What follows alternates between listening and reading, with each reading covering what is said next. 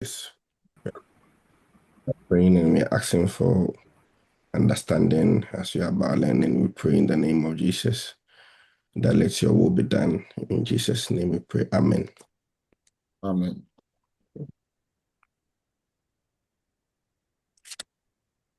Okay, so I hope you all got the question. August 2022. The one your friend talked about the land. Remember yesterday, somebody spoke about land. Said he saw a question in which there was a transfer of a piece of land. So that is what I've prayed for you. August 2022. Okay, can we begin? Yes, please.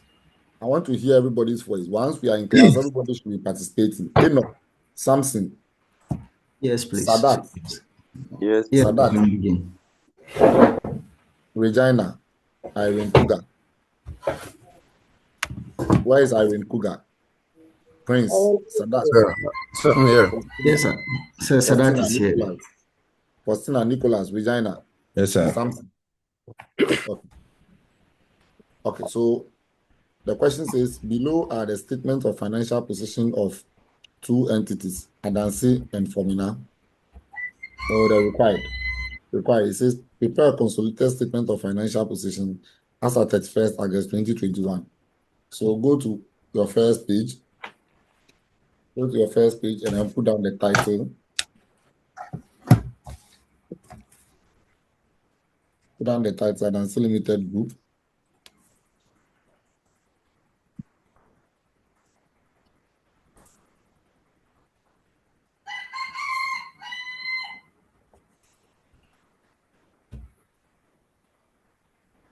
Consolidated statement of financial position.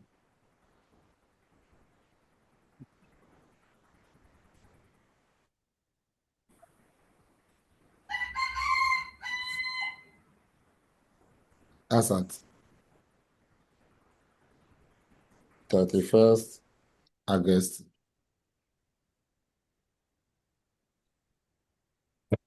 2021.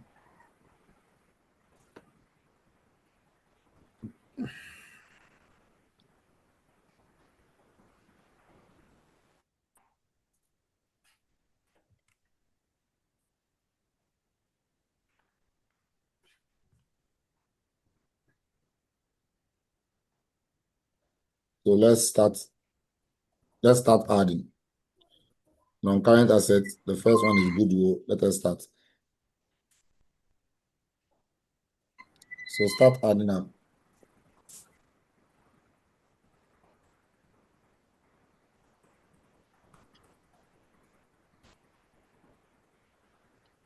I think the statement was in thousands. Yes, sir. Thousands.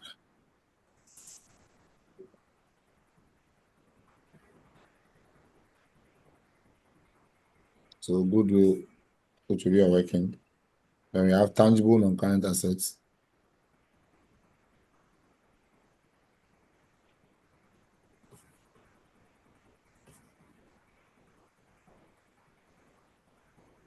Around 45,000 plus 844.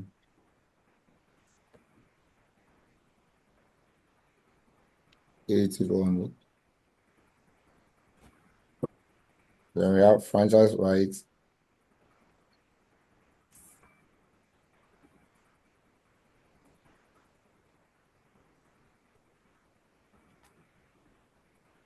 Six 400.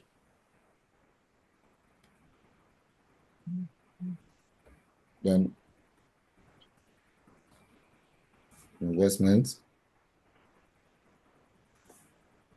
20,000. Then current assets.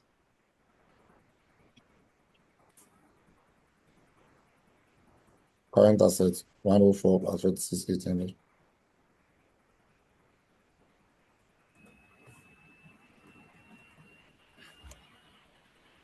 Then equity.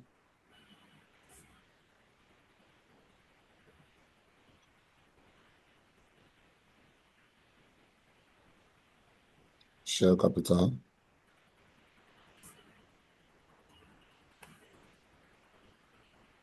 share capital, only the parent, which is 75,000.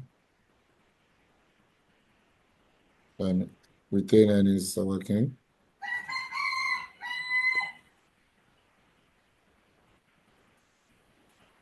Retained earnings are working. Then definitely we have non-controlling interest, NCI.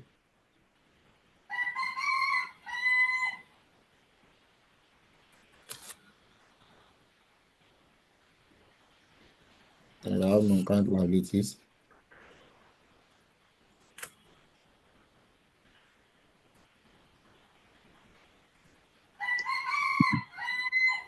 Non-current liabilities, 25 and 12,000.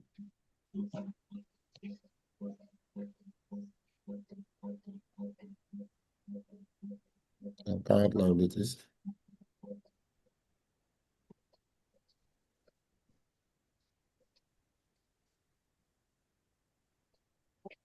What is this now? 38,1.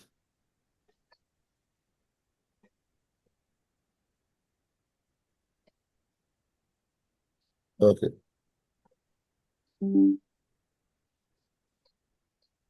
Please, are you done with your additions? Yes, please. I want to hear the rest. Are you done with your additions? Yes, please. So let's go to the working.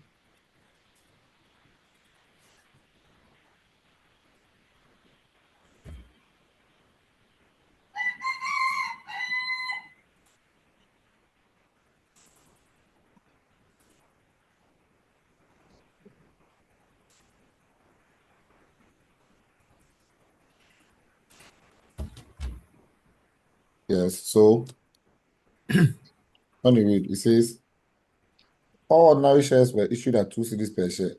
There have been no movements in the share capital of Formula since its acquisition. No. 2. On 1st September 2020, Adansi acquired 80% ordinary shares of Formula. So 1, group structure.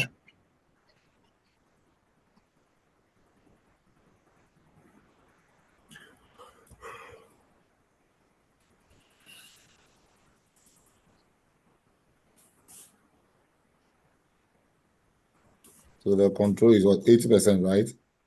Yes, Yes, please. sir. And 20.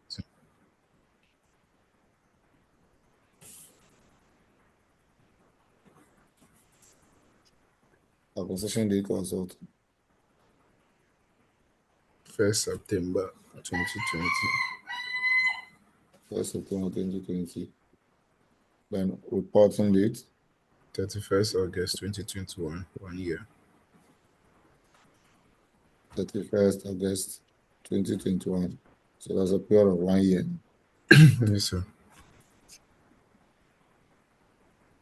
When Forminer's retained earnings balance was this, the purchase and sale agreement was provided that the shares be settled as follows. Immediate issue of Adansi's 25 million, 15% cumulative redeemable preference shares issued at 3 cedis per share. So the cost of investment.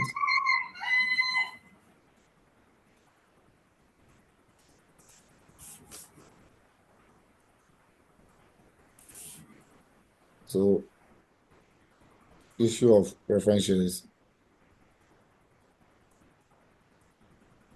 So 25 million issued at 3 cedis, right? Yes, please. So that's 75,000. Then they also said immediate transfer of a parcel of land with a carrying amount and a fair value of 17 and 20. So the land had a carrying amount of 17 and a fair value of 20. You know, if we are selling, we sell at fair value, right? Yes, sir. Yes.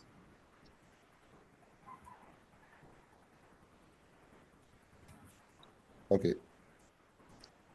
As has debited investment and credited point one with the carrying amount of the land. Okay, so this is that. But then you also know that since the land is an asset and you are selling this, like you are selling a land with a carrying amount of 17,000 and a fair value of 20,000. So there is a profit on disposal, exactly. Yes. So profit on disposal of the land. The same things you learn in class, they are the same things. They only want to test your understanding. So, if you have a land which has a carrying amount,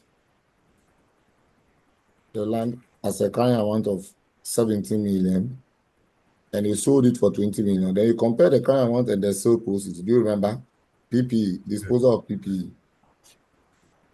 The sale proceeds is 20 million. That means there's a profit on disposal, which will be 3,000. sent to P&L, right? Yeah. Profit on disposal, which will be sent to P&L. So the P&L is the consolidated retained earnings. Is that clear? Is Yes, that sir. clear? So what you are calling P&L, the profit, the parent's profit is the consolidated retained earnings. So when we get to consolidated retained earnings, we'll put this there. Consolidated retained earnings. We'll put this 3,000 in there. Is that clear? Please, do you understand? Yes, sir. Yes, sir. You are testing your understanding. Then you Sir, come and but do sir, but it sounds confusing small. it. Doesn't sound confusion. Listen, you are transferring a land. The land you were transferring, at the date you were transferring the land, the value of the lands in your book is 17,000, but you transferred it at 20,000. Haven't you gotten some profit? Yeah. The value of the land in your books, which is the carrying amount, was 17,000, but you ended up giving it to the person at 20,000. Haven't you made a profit? You made. It's as simple as that. Do you get it? Yes.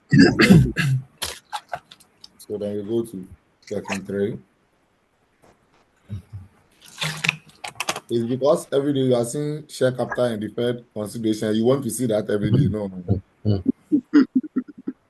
The net assets of form. That's why I tell you that you need to try and understand the thing in real life. Exactly. Yeah. When you understand it in real life, you see that this thing you've been taught in class, that anytime you are transferring an asset, is the carrying amount against the sale proceeds. Is that not what you've been taught? Yes. Yeah. But merely because they put it in another topic console, you haven't seen it before, you will ignore it. Later, when you come home and then later you see the solution, and you say, oh, this thing I was taught in PP, everything you taught is the same thing. So when you're writing the exams, open your mind. Don't open your mind. Don't fix your mind that console is something. It's the same things you learned in class. Date of acquisition, date of reporting. A lot of people have called me about this particular question, and I ask myself, what is so special about this question? It's even easier and faster to solve than most of the questions you solved. Yeah, so let's check. Share capital is 30,000. so share capital formula, 30,000. 30,000.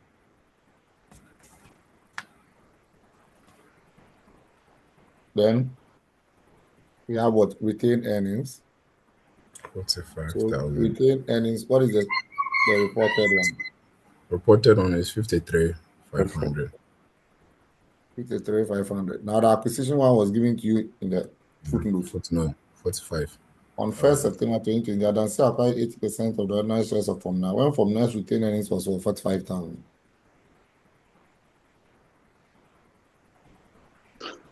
Now let's go and adjust.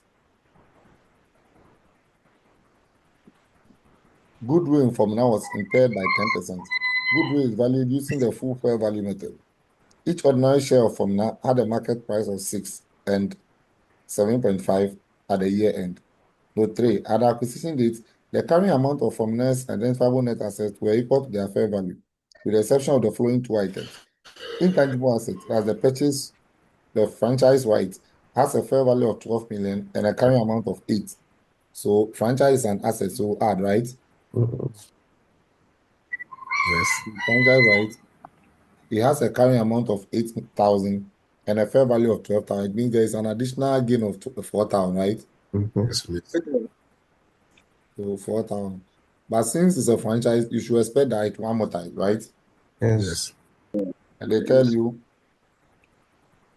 yes, its remaining useful life is what? 5 years. So amortization. That will be 800.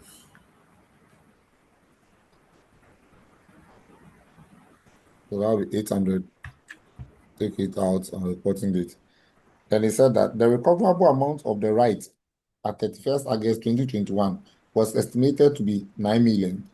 Now, once they've given you recoverable amount of a certain asset, what are they examining you? Recoverable amount, what do you use to determine? Carrying amount and recoverable amount, give us what? Impairment, exactly. Yes. Yes. So you can leave it and work the impairment here. You can work the impairment on franchise here. So somebody called me, said he was trying this question, and then he needed me to explain something to him. Immediately he spoke and I asked him that, hey, if they give you an asset and you know the carrying amount of the asset, and later they are telling you the recoverable amount is something else, what are they examining you? Then immediately he said impairment. I said, so in your head, you know it's impairment, but because that's been put in console, you can solve. So the carrying amount, now, so at the beginning, carrying amount at the time they bought the company, which is 1st September 2020, the carrying amount was what? 8,000. That was it. That is how the carrying amount at the date they transferred it. The date of acquisition was 8,000. So by 1 year, it will depreciate like this 8,000 divided by 5. That is it. That's useful life of 5 years in the that will be 1,600. So when you take it off, that means the carrying amount at the year end is what? The carrying amount at the year end of 31st 6-4. August 2021 is what? 6,400. Yes. And they said there was an additional gain of 4,000 on it. Is that not it? It was fair value to Yes. 4,000. Is that not it? Yes. So it was fair valued to 12,000. So fair value, that will be 12,000. Can you see? Can you see? Yes. Yes, sir. So this is the revaluation gain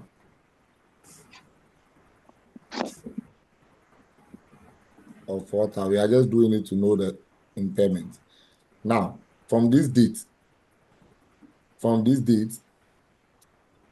what happened to it? They said, yes, the recoverable amount became this. So it means it depreciated again, right? Right? Yeah. If you look at the question, they said it has the franchise rights as a fair value of 12 million, carrying amount of 8. And at that time, it had this uh, estimated useful life of 5. But they said the recoverable amount on the right. Sorry. Please, Yes, the difference between the carrying amount at 31st August 2021 and then the fair value, the difference is 5,600, not the 4,000. 5,000, no 4,000, okay.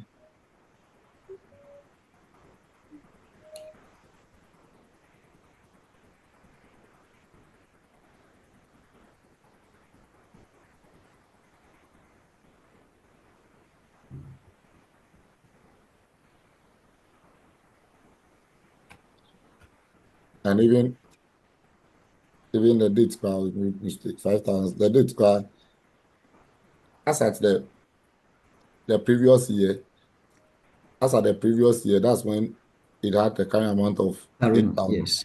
So that means as at 2019, Yes. as at 2019, it has 20. carrying amount of 8,000.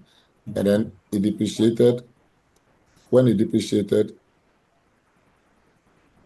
it has, okay, let me calculate it from here. Let me calculate it from the fair value. But they've given me the fair value already. So let me calculate from the fair value. Because then by 2019, the remaining useful life will not be 5 years. So let me take it from the fair value to make it easy for you. Now that means the fair value at the date of acquisition, which was 1st September 2020, was 12,000, right? Yes. So by the year, during the year, it will depreciate. And so the depreciation, 12,000, they said by then it was left with a useful life of 5 years. So what do you, that was 2,400, right? Right. So the carrying amount, at the end of the year, so the carrying amount at 31st August 2020 is what? 9,600, right? Right. And then the question said the recoverable amount is what? The recoverable amount is what? 9,000. So when you compare it to the recoverable amount at that same date, if you compare to the recoverable amount at that same date of 9,000, then there is an 600. impairment of what? 600. 600. There is an impairment of 600. So this is the impairment to make it easier. So you also go and treat the impairment. It means it has impaired again. So you treat the impairment. You know, impairment will reduce the net asset. It's an expense. Do you get it? Yes, sir. I hope you know impairment is an expense. Yeah. So Yes. definitely you should reduce the net assets. And an impairment Yes. was what? 600. So 600 at the reporting date. So tackle that, and let's move on. Okay, let me deal with the net asset, then you write. Then the question went further. It says what? Please read further. It says what? An item of equipment had a fair value of 5 million in excess of its carrying amount. So fair value of equipment, 5,000. But at the reporting date, it will be 5,000 minus the depreciation, right? Yeah. How did the equipment depreciate? The useful life was what? Yes. It had a Five remaining years. useful life of what? 5 years. 5 years. 5 years. So that will give you what? 1,000. Yeah. Then the question said, this fair value adjustment should be deemed as temporary difference, which suffer tax of 20. Now, if you've been taught the standard IAS 12 taxation, temporary Okay. differences, when you tax temporary differences, doing what you call deferred tax. Exactly. Yeah. So there is a deferred tax on it. And you know, tax is a liability, so it must reduce it, right? Deferred tax at 20%. So 20% of 5,000 is what? 1,000, right? And 20% of, at the reporting, the 5,000 minus 1,000 is what? 4,000. What is 20% of 4,000? Yeah. 800, right? Right? Yes, Yes, sir. 800. Yeah. So 20% of that is 800. You are even if you don't know, they told you the fair value adjustment should be deemed temporary different, which suffers tax of what? 20%. So if you don't know it's deferred tax, you can simply write tax 20%.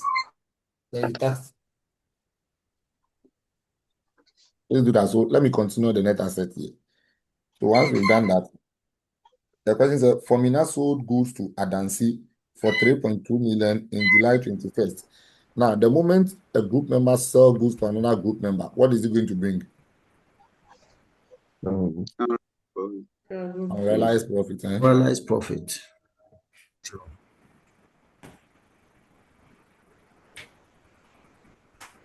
They said Formina sold goods to Adansi for 3.2 million. So Subsidiary. subsidiary sold to parent. So we record it. The net asset. Subsidiary sold to parent. And then the sale was what? 3,200. Adansi held half of these goods in inventory. So the closing inventory left is what? Half of the 3.2, giving you what? 1.6. 1,600. Yeah. Then it says that Formina bought the goods sold to Adansi for 5 million from our outside supplier. It means that the profit on the goods, so the profit policy, the profit on the goods was 5,000 minus 3,200. But he sold it at 3,200. Yes. So if you bought it 5,000, it means the profit is what? 1,000 what? 800. 800. Are you getting it? Yes. Now you can decide to express it as a margin. So what is 1,800 over the 3,200 times 100? Convert it to percentage and let's see.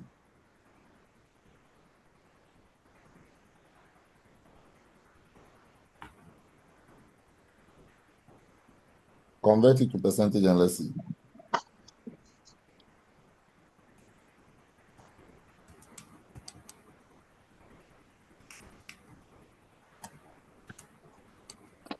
When you compare it to percentage, what do you get?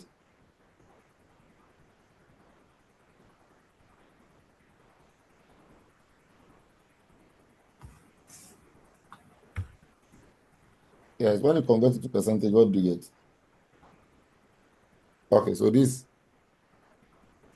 1,800. So you can convert it to percentage. So if I'm converting to percentage, I can say the margin is equal to 1,800 divided by, since it's a margin, it means I have to divide by the selling price. Is that clear? Yeah. Which will That'll give be me, 50, 56. yes, my calculator is not functioning well today, so you have to work for me. Give me what? 56.25. 0.25%. Therefore, if I'm finding the unrealized profit, it should be 56.25% of the inventory that is left. And the inventory that is left is 1,006, right? Right? Yes. What is it giving you? 900, eh? 9,000. 900. 900. It's either you do this or you can say if a sale of 3,200 is giving you a profit of 1,800, then the closing inventory, which is a sale of 1,600, will be equal to less. If less, more divide. Then you say 1,600 over 3,200 times the 1,008. Is that clear? Yeah. Instead of using the percentage, you can say if a goods worth 3,200 generated profit of 1,008, then similar goods worth 1,006 will generate how much? And you will see that clearly that will also give you 900. Those of you who like the markup margin, you can change to a margin first. So if you are using margin, then it must be over. It must be over the what you call selling price. And if you are using markup, it should be over the cost price. So assuming we're using markup, it will be 1,800 divided by 5,000 times 100. What would have been the percentage? 36, right? Yeah. Right? So the Yeah. unrealized profit will be 36 divided by 136. Are you getting it? Times the 1,600. Do you get the point? Yes, please. Okay. So that is that. So who sold? Who sold the goods? Who sold the goods? Who sold the goods? From now. From now sold the goods. From sold the goods. So since from sold the goods, then it must surely be, In the net asset. yes, the subsidiary sold. So we'll deduct it from the profit of the subsidiary, which is in the net assets here. Please, I'm continuing my net assets here. I'm continuing my net assets here. That's why I tell you that you leave a full page for net assets because normally you don't know how long it will be. So let me continue here. So 900, so I'll take it out at the reporting date, 900. Then the question says, Adansi accounts for all passive equity investment at fair value through other comprehensive income. The fair value of Adansi's investment was 110 million at 31st August. Okay, so we finished the net assets. So please sum the net assets. Sum the net assets for me.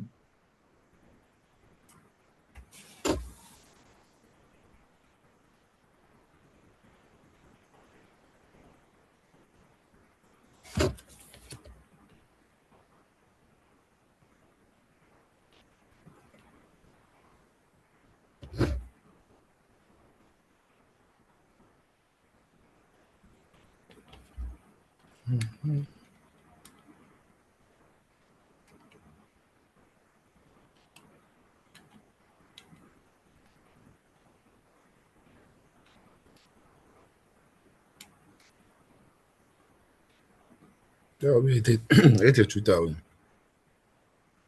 The acquisition is 82,000. Yes, please. Please be careful, check it well. 83,000. 83,000. So 83,000 at acquisition. Please, normally in the exam, so when you are summing your figures, sum them twice, we'll be sure. But if the figure is, you write a wrong figure, you know the impact. And then the reporting will be what? 83.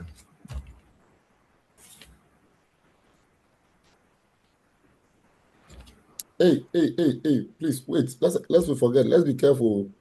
We are doing a fundamental error. Look, Here, watch. He bought the goods 5,000, he rather sold it for 3,200. So that is a loss. Hmm? Are you getting it? Yeah. Yeah, sure. Please, can you see? It's a loss. So this one is a loss. It's an unrealized loss. Are you getting the point? Yeah, he bought He, it. So he he bought sold it it like 5,000. Yes, sir. He bought it 5,000, he sold it 3,200. So that is a loss. Yes. So let me correct this first. It's a loss. So it means instead of subtracting, we have to add back. Are you getting it? Are you getting it? yes, Yes. please. Selling price minus cost price will give us a loss of 1,800. It's a loss. It's a loss. So that is it. This will give us a loss of what? 900. So since it is a loss, what will you have to do? You rather add instead of subtracting, you rather add. So in the reporting, it should be added. Are you getting the point? Yeah. Just like unrealized profit, you deduct. Unrealized loss is the opposite, you add. So calculate that for us.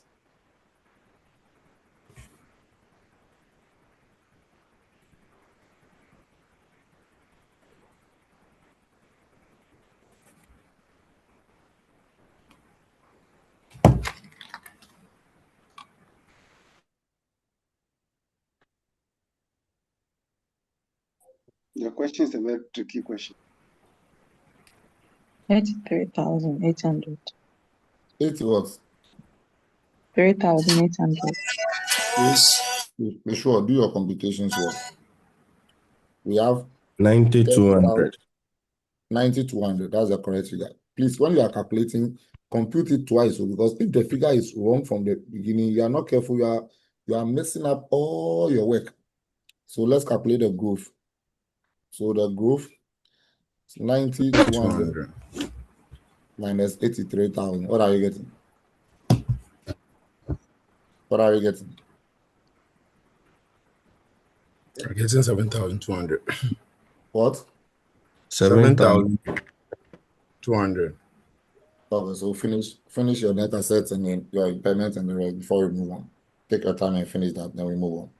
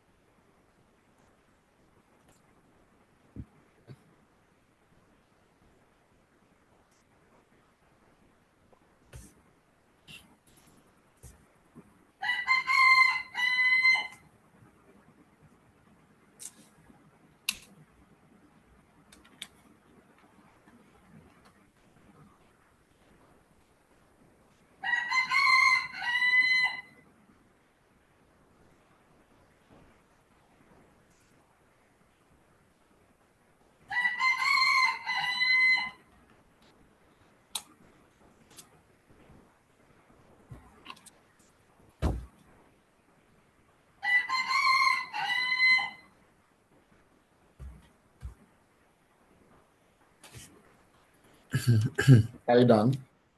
Yes. Please, are you done? Yes, sir. The rest of you, let's hear from you. Plenty people have muted themselves. Regina Otuba, Abdul Rafiq, Enoch, Faustina, Felicia Morrison, Say, I'm not muted, though. Francis, Irene Kuga. You've all muted yourselves. Unmute yourself. You are in class learning. The moment you mute yourself, it means you are still sleeping. Okay, so let's go on to goodwill and then. So let's go on to working 6, goodwill. So goodwill. So give me the cost of investment. Cost of investment in working 2, how much was it? 95,000. 25,000. 95,000. They say NCI is valued using fair value method. So NCI at acquisition. Now the parent bought 80% of the man shares, right? Yes. Right? Yes. So you have to get the number of shares. So let me find that here. NCI shares. Now, how many shares has the subsidiary? Check the subsidiary's share capital. The subsidiary, check its share capital. 30,000. Subsidiary's share capital was what? 30,000. Yes. So it means 30,000 cedis. But they said each share was issued at 2 2 cedis, right? 2 2 cities, Yes. 15,000. So let's say the parents' shares. So number of subsidiaries shares. Take your time and calculate it. Well, let me do that here. Let me get a bigger space. Let me do that here. Let me call it working 7. Let me put it here. NCR at acquisition.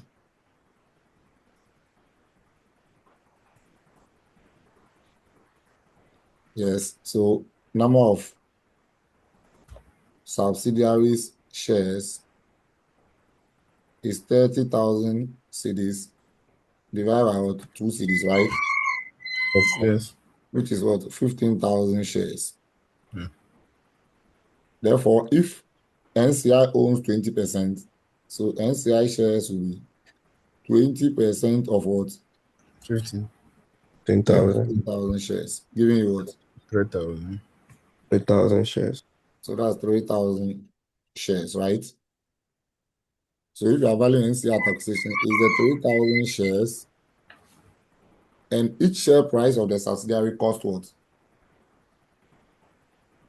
Go and check. Each share price of the subsidiary, they give you the share prices, they start at 6 cedis and some check. Yeah. And 7.5 at the year end. 7.5 is the parent, and the subsidiary is what? These are 6 6. 6 cedis. So that will give you what? 18,000. 18,000. Please, do you understand? This is the number of shares NCI owns, but the subsidiary share price is 6 cedis, so that will give you 18,000. Yes. So this is Good. a situation when it's not giving you in Sir, cities. Yes. I'm not getting well. Watch. The subsidiary has 15,000 shares. How many shares did the parent buy? How many shares did the parent buy? Didn't he buy 80%? Yes. So if the parent bought 80%, then NCI has how many shares? 20%. Is that not it? Yes. Yes. So Yes. NCI has 20% shares, which is 3,000 shares. But if we are valuing it in cedis, the NCI is in the subsidiary. And the question told us that the subsidiary share price at acquisition is 6 cedis, meaning that the 3,000 shares will be valued at 6 cedis. Are you getting it? Yes. Yes. Yes. Are you okay now? Yeah, I've gotten it now. So this is the 100% consideration. What do you get? 113,000. 113,000. Then less the net assets out. Net assets at acquisition, 83,000. 83,000. So what do you get for the goodwill at acquisition? 30,000. Goodwill at acquisition gives you what? 30,000. Please read. If they said that goodwill has impaired or something, read them. 10%. 10%. So impairment at 10%, give you what? 3,000. Yeah. So we take that out and you get the 2,000. So final around goodwill, 27,000. 27,000. So do that. Let's share profit for NCI and then this, and then we close it.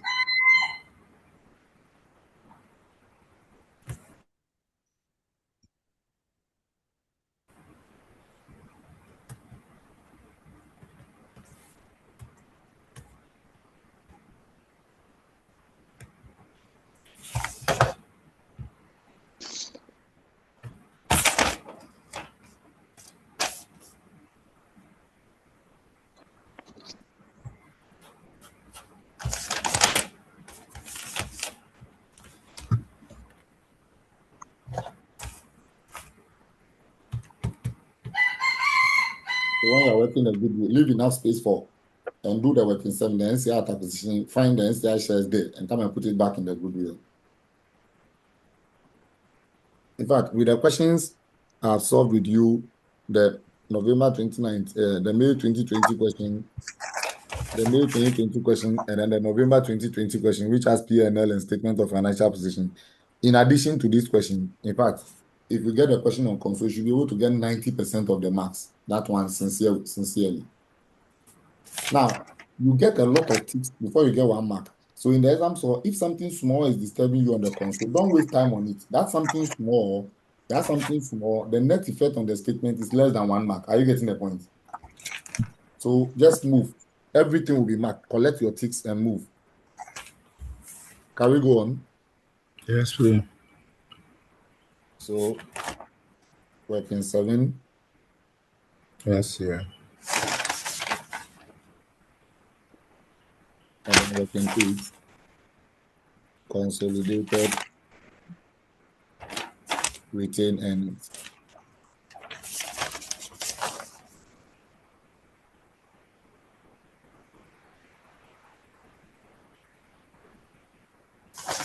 NCI, what's the opening balance from the goodwill? 18,000. 18,000. Go to the statement and give me the parents' opening balance.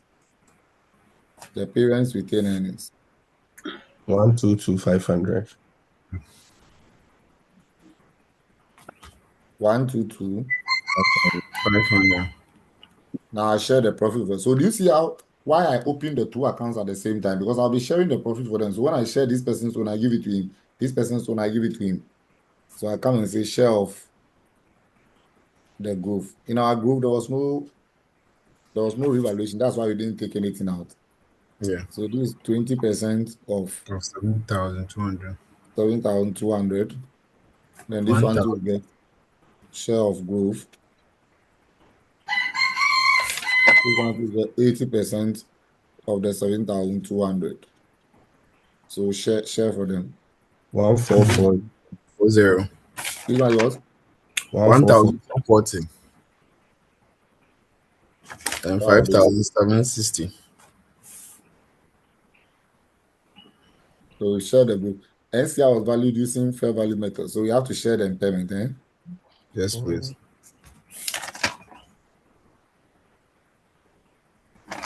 How much was the impairment?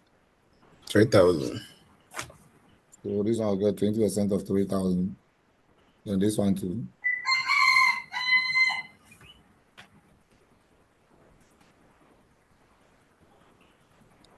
%80 of the 3,000. Yes. 600. And 2,400.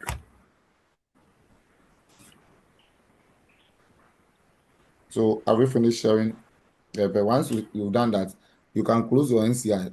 Then I told you that for retained earnings, you have to wait and go back to working 1 and check everything that affects retained earnings. Exactly. Yes, sir. So that you don't forget. So let's go back to working 1 and start reading from there. Growth structure doesn't affect it. Cost of investment doesn't affect it. The profit on disposal of land. Can you see? Yeah, this Working 3. The profit on disposal of land, 3,000. It will affect it. So we need to record. Profit on disposal of land.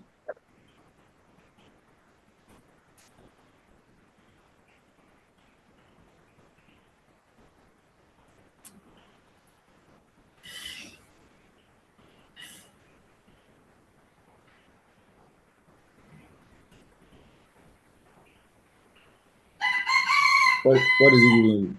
The profit was what? 3,000. 3,000. So we add it back. Yes, our working 5 was what? Net assets, Working Yes. 5 was net assets, right? Yes. Yes, please. So net assets, there is nothing in it. Then what else? So since there's nothing in net assets, working 5, working 6, let's check. Working 6, goodwill, nothing in it. Working 7 is NCI. So we are done. So once we are done, you can wrap it up. So sum it and let's see. So sum them. NCI will give you what? 18,840. And this is all. The people of 18,600. the Lord. What? The loss. No, that's the unrealized profit. We've used it to work the net assets already. Do you get it? Unless it's a parent that sold. That's Unless it was the parent who sold. If it's the parent who sold, that's why it will affect the parent's profit. Is that clear? Okay, yes, sir. Because it was the subsidiary who sold, it affected the subsidiary's profit. When I finish, I'll give you explanations on those areas to keep it. Yes, calculate this for us. 12860, 128. 128, 860. another 860. Yes, sir. So that is that. Put it down. Now, the last footnote. Read the last footnote. Let me tell you what it is. It The says last Adansi accounts for all private equity investments at fair value through other comprehensive income. The fair value of Adansi's investment in Formula was 110 at 31st August. Now, look at that. That note V, they are using it to confuse you. Learn this. In consolidation, IFRS 3, business combination. IFRS 3, business combination. It requires only individual assets to be fair value. It requires individual assets. In the question, what was the individual assets they have there? What individual assets do they have there? Like goodwill. Yes. Yes, franchise. Yeah. Individual assets and liabilities, including goodwill. That's what you can fair value. That's what you can fair value.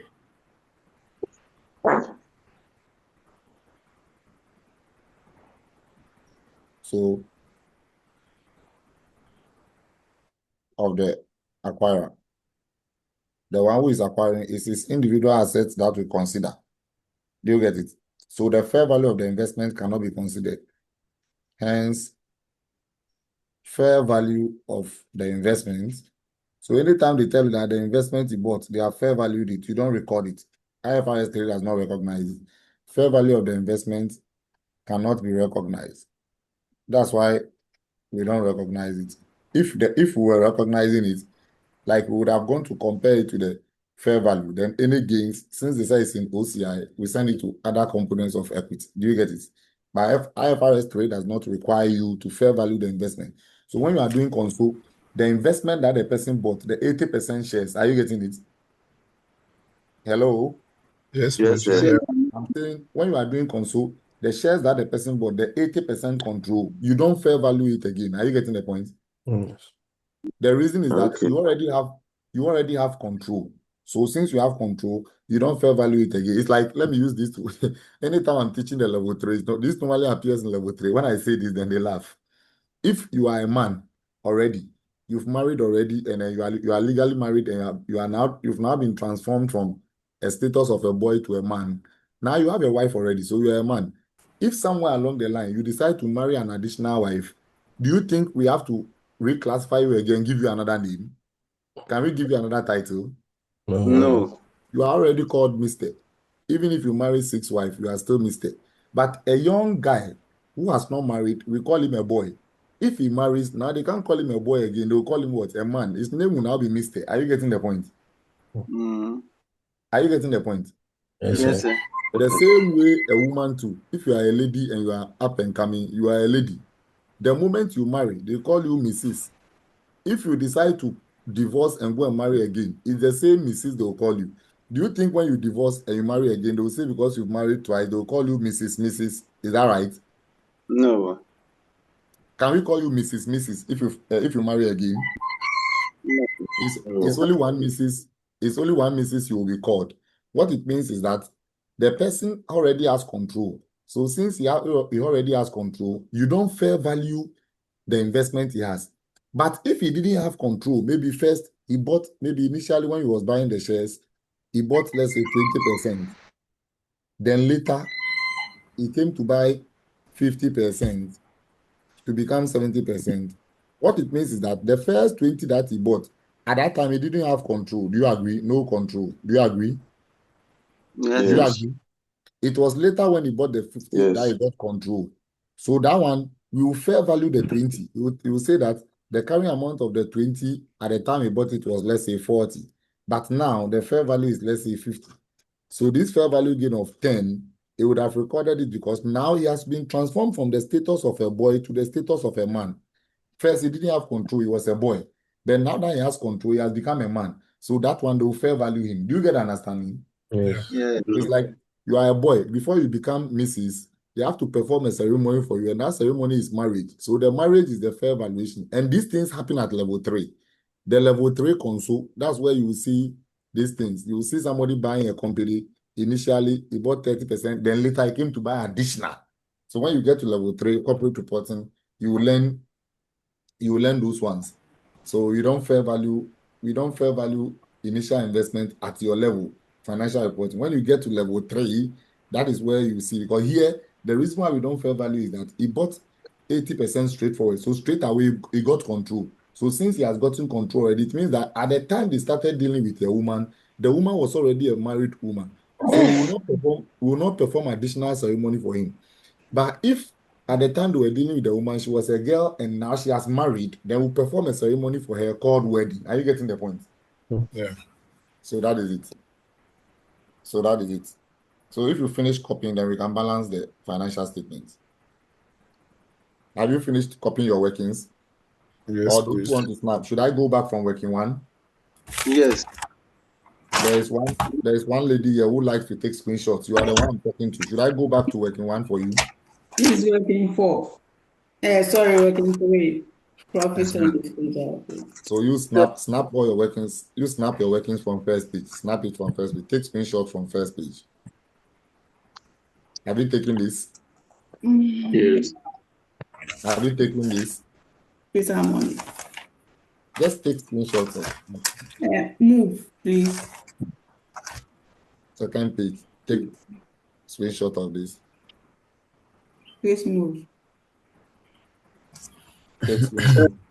sir, I've not taken mine. The smart. Sir, the three. I have Smart. not taken. Let me take it. Okay. Sharp. I've Can we taken it. move? Yeah. Can we move? Yes, Yeah. please move.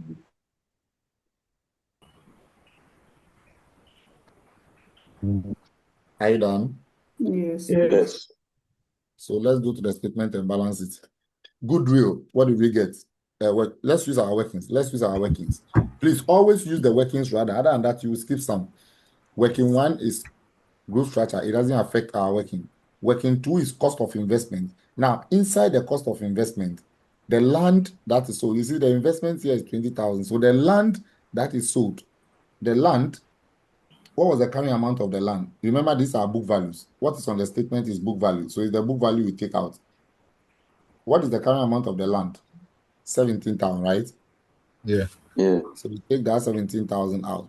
Do you remember if you are buying a company, you pay some cash, that cash you've paid, you've been taking it out of the investment here, exactly? Yeah. So that 17,000, you take it out here. This is book values. Remember, this is book values. So you have to take the book value out. But you have been told he has already taken it out in the non-current assets. Are you getting it? Yeah. Look at that footnote. They told you he has already credited PPE with that amount. Are you getting it? Yes, please. So you don't deduct it from PPE again. Then working 3. What was Sir, our working 3? Yes. sir. Okay. Yes. So with the investment area, Mm-hmm. 20,000, and we're taking 17. Please explain that, please, more for me. This is investment. Investment. Okay. This is all his investment. Do you remember that if it was cash he has paid, you would have taken the cash out here Yes. because it's into a Yeah. group. And I'm saying that the same way you should also take the land he gave out, you should also take it out here. But you know the statement, the values on the statement are book values.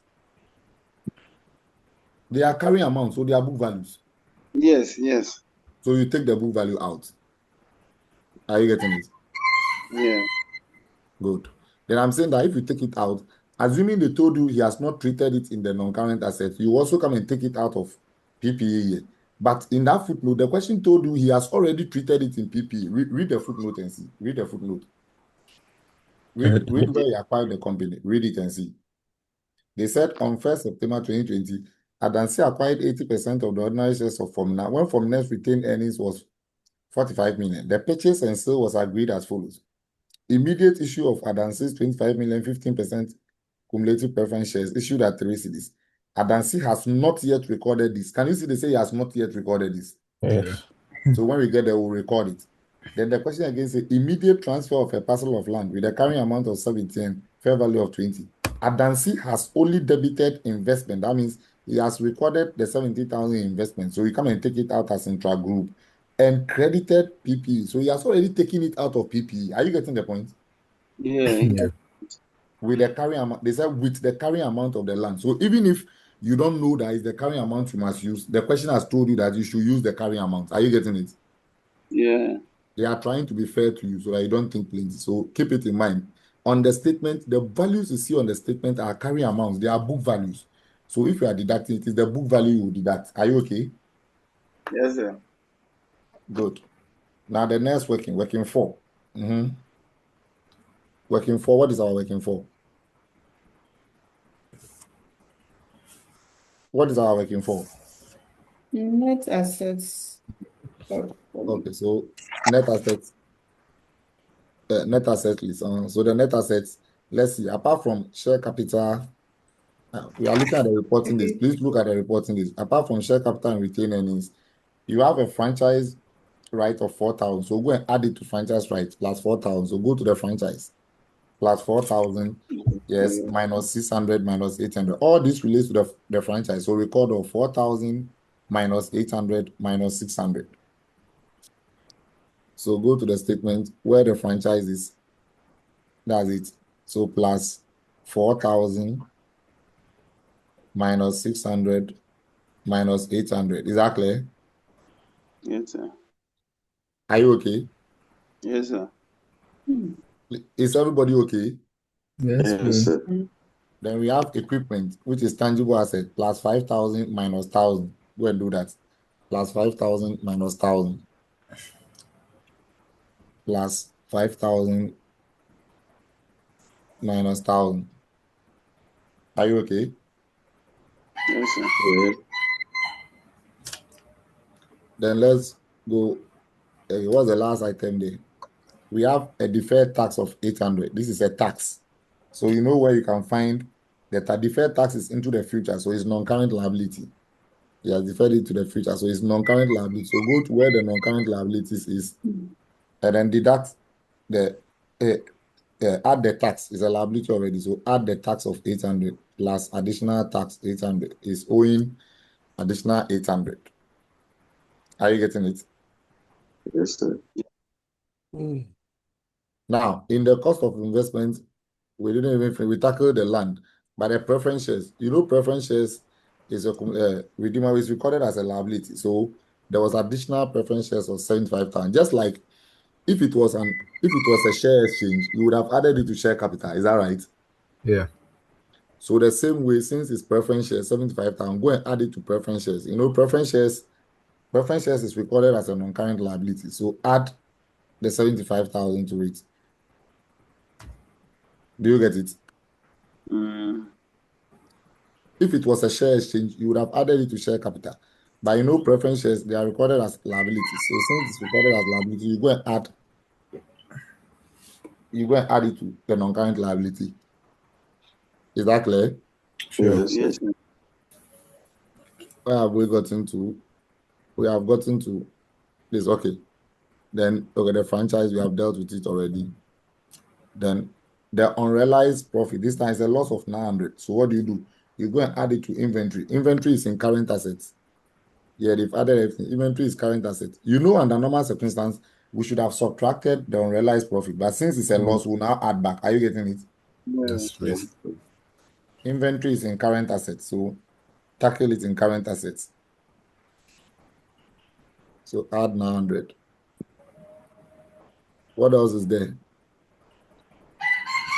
So goodwill, the impairment of this, we have treated a goodwill already, right? Yeah.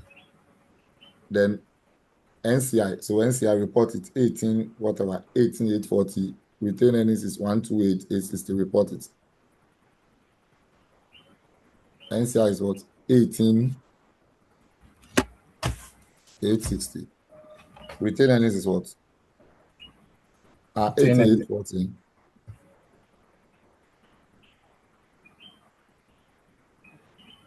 It's 18,840.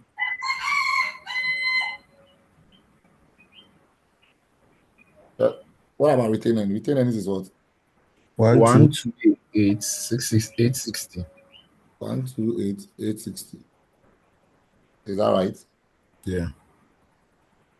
Okay, so now we finish. So since we finished, you can close your work. The goodwill, what do you get? What do you get as a goodwill? 27,000. So now you can close your work. You can close your work and report. So close this. Please sum it for us. 145,000 plus 8,400 plus 5,000 minus 1,000. I'm seeing 229 something. 229,400. Am I right? Yeah. Am I right? Yes, please. Franchise right. Please, if you are summing, close it before you sum. Don't leave the bracket open. Close it. 6,400 plus 4,000 minus 600 minus 800.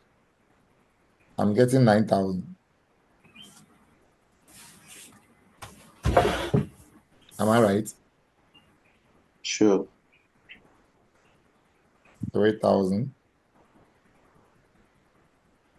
Current assets. When I close this, 104,000 plus 46,800 plus 900. 151,700.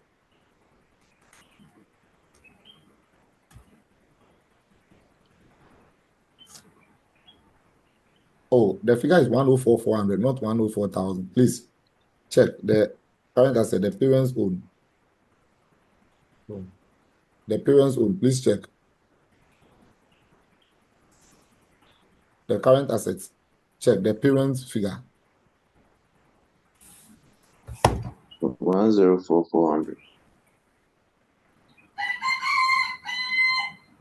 The 104,400. So I'm coming.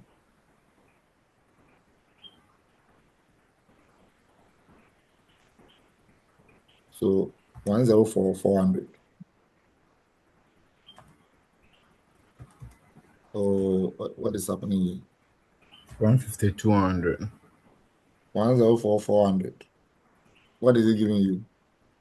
152,100. I'm coming. Let me take this off. One what? 152,100. 100. Please confirm. Is that a figure? 152, 100. 152, 100. Yes, sir. So 152, 100. So this is total asset equity. There is nothing here again. Report your 75,000. Close this non-current liability. Sum it for us. 25,000 plus 12,000 plus 8,000. 112,800. So it's 800 plus 75,000. What are we getting? 112,800. 112,800. Please confirm our results. 112,800. Then the current liabilities. 85,000. 46,900 plus 38,100. 85,000. 85,000. So check if we balance. It must automatically balance. For 20,500. Did it balance? Yes. Balance, sir. Yes. 420,500. 420,500. So that is that. Now, whatever we have done, we are wrapping up on console for now until we get to revision week. So let me show you all the treatments in console, and then you can keep it as a note and refer to it. Please, those writing finish so I can give you some theory on console. I'm summing up all the treatments on console. Are we okay? Yeah. The rest of you, I'm not hearing your voices. Are we okay? Yes, Yes, please. sir. Yes. Yes. So let me give you some treatments to learn in console. So treatments. Let me be sincere that your understanding is improving, because if I look at with my, even with once I'm solving and I'm explaining with my explanation that we finish at 5:12, it means your understanding is improving because the solution has moved faster. The very first example I solved with you, I look at the time. The second example, I look at the time. And the third example, I've looked at the time. It means your timing is improving very drastically. It means you are understanding the issues. I think this question, you understood everything. The only petty things there was the impairment and the rest. Are you getting it? So Yeah. you need to keep on practice. It tells me that when you practice consistently, you do very, very well in the exam. So that should be a motivation for you. So treatments in consolidation. Let's see how to treat very basic things. One, the cost of investment. Under cost of investment,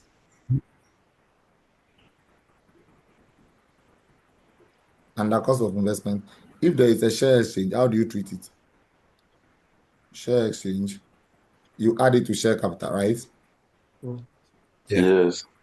So you add to share capital. If there is a deferred consideration, It's fine. You unwind. how do you calculate on Unwind. one discount? After you've calculated on one discount, you add the present value and then on one discount and treat it as a liability. Is that clear? Yes.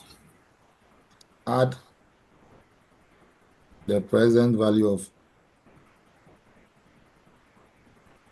and the one discount. You add the present value and the one discount and recognize it as a liability. And recognize as liability. Are you okay? Yeah. Yeah. Let me say transfer of, Cancel off. if Transfer. there's a transfer of an asset, what do? You You add it. calculate the profit on disposal. Is that clear? Yeah. You calculate the profit on disposal and add it to consolidated retained earnings. Is that clear? Yeah. You add it to consolidated retained earnings.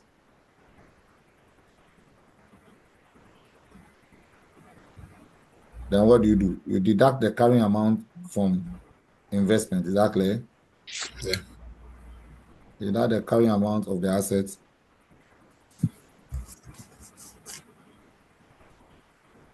from investment and the non-current assets. Is that clear? So are you will you come back and explain that point, or you are going for You see? that point? Transfer of assets.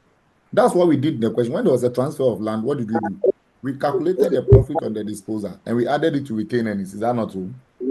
Yes. Then the carrying amount of the land, we deducted it from investment. Is that not true? Yeah. Yeah. Then you also deduct it from PPE. Deduct the carrying amount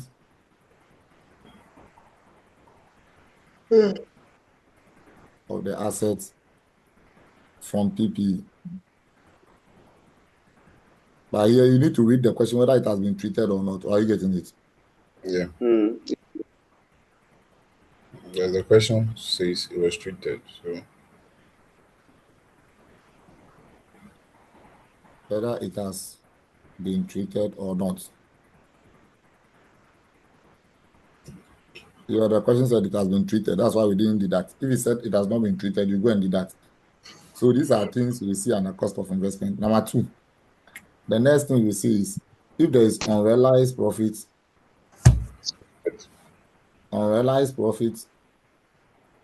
on sale of inventory.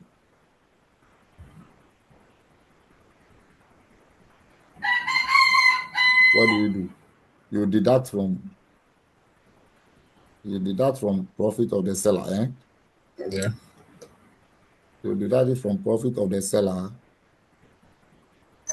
And in this case, it will be in working to net assets. It will be in net assets at reporting. That is, if subsidiary is the seller, is that not it? Yes. If subsidiary is the seller, or it will be in what? Consolidated retained earnings. If it's the parent. Consolidated retained earnings. Consolidated retained earnings.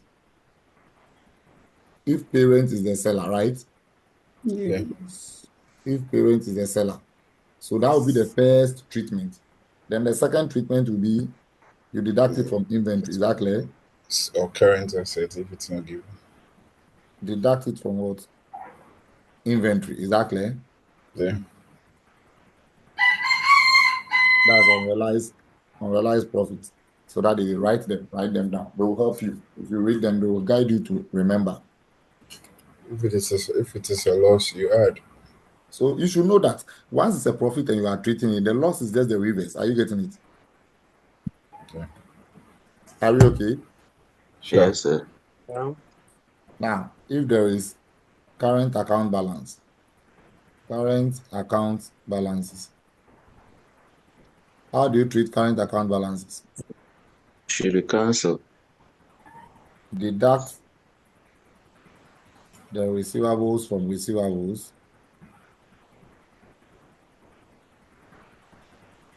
You deduct the receivables from receivables. Then you also deduct the payables. From the payables. Deduct the payables from payables. Then the cash in transit, what do? Add cash in transit to cash, Yeah. To cash or you deduct from overdraft. You know that. Yes, like Sunday's question. You deduct from overdraft depending. Do you get it? Yeah. Then, or if there is impairment of goodwill, how do you treat it? You Sure. first Sure. deduct from goodwill. You first deduct it from goodwill at acquisition to get goodwill at reporting. To obtain goodwill at reporting. So you deduct it from goodwill at acquisition to get goodwill at reporting. Then the second one, what do? You share the impairment. Share the impairment for NCI and what? Consolidated retained earnings, right? Yeah. You share the impairment for NCI and consolidated retained earnings. That is, if fair value method was used. Are you getting it? You know this is for the fair Yeah. value method, right? If fair value Sure. method of NCI was used, you know when NCI is valued using fair value method, that's where you share the impairment. Yeah. You get it? Now, if proportion method is used, if proportion method is used for NCI, then only the parent takes the impairment. Is that clear? Is that clear? Yes, sir. Only parent takes the impairment. That means what will you do? You only deduct from consolidated retained earnings. That means you deduct the full impairment. You deduct full impairment from consolidated retained earnings.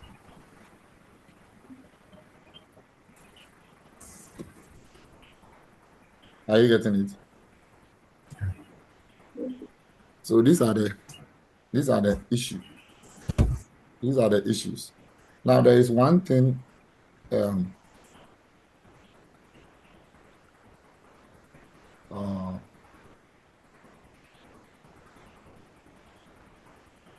Now, dividends paid by the subsidiary at acquisition date.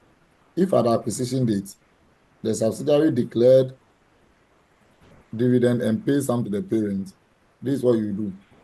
You split the dividend received by the parent.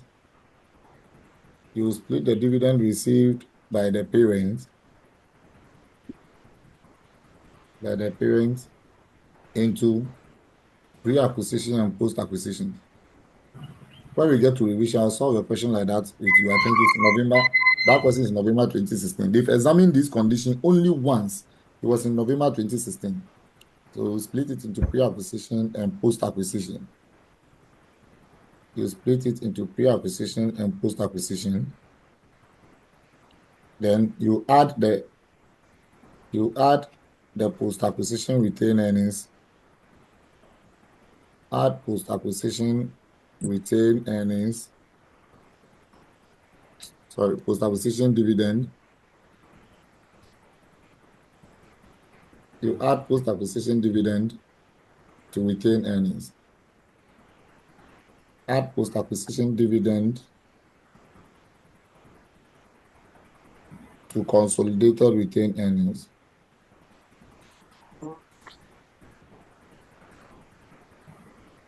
The consolidated retained earnings. Then you deduct the post-acquisition retained earnings. You deduct the post-acquisition dividends. You deduct the post-acquisition dividends. You deduct it from cost of investment. You deduct it from cost of investment when calculating goodwill. So this last point I've given you, download November 2016 and keep it. When we get to revision, so take note of this. When we get to revision, remember me, I'll solve that question with you. This is the only thing you've not seen on console. So far, you've seen every possible thing on console.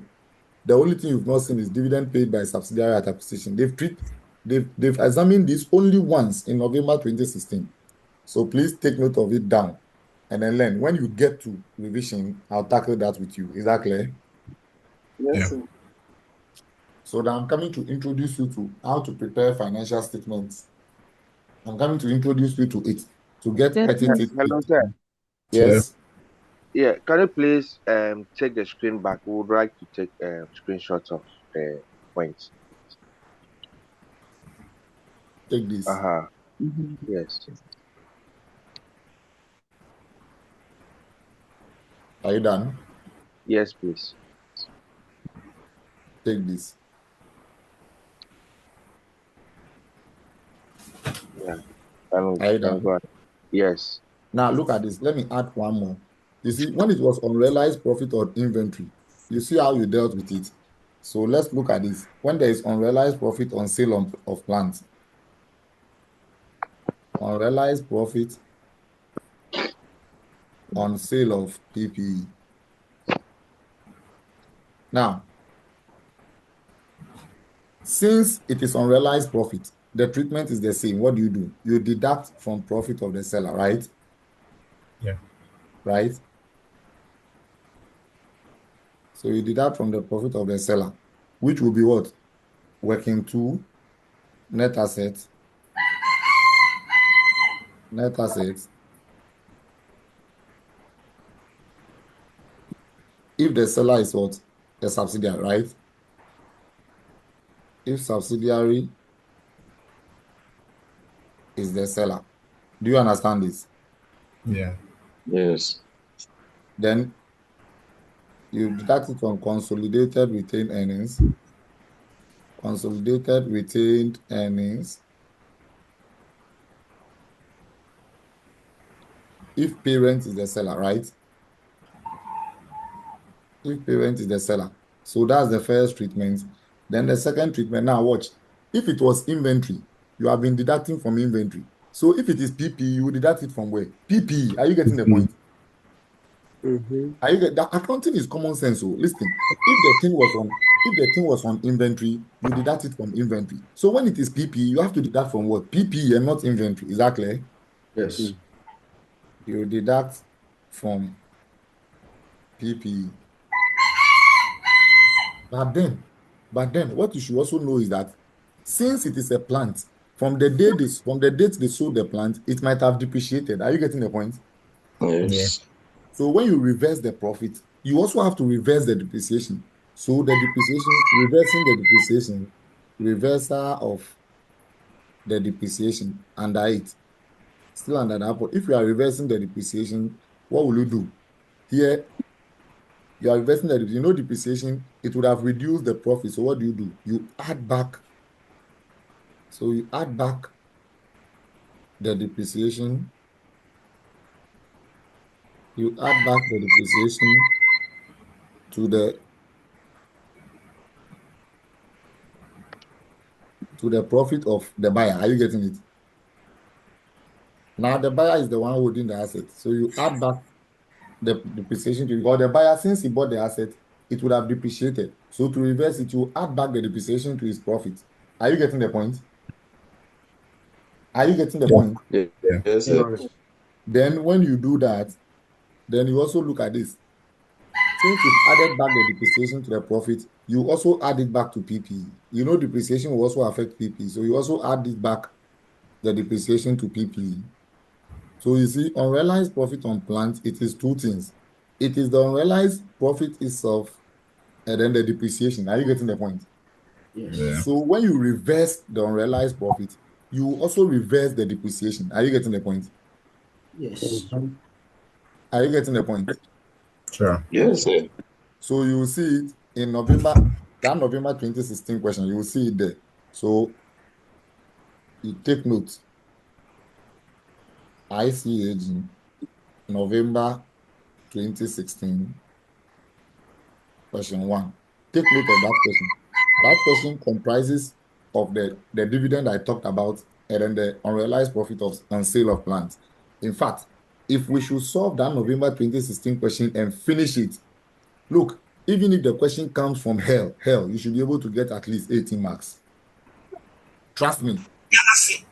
Trust me. If I solve that question in November 2016 with you, and you take your time and revise just these questions we have solved on console, trust me, the first one Bill himself solved with you, Prof solved the first one with you involving associate. Look, if you revise these 5 questions we have treated with you on console, even if the question comes from hell cry, you will get 18. Trust me. The least you can get is 18 over 20. I have had students who always balance console in the exam hall. I've had students I train that they always balance console in the exam hall. So once they balance console and they do their interpretation very well, they are rest assured of passing. So take this last page and then let me introduce you to preparation of financial statements. Then you use that knowledge next week when we meet again on, if we meet again on FR, we will use the period to do preparation of financial statements in question 3. Is that clear? Is Yes, that sir. Yes. clear? Yes. So take your last screenshot and let's go.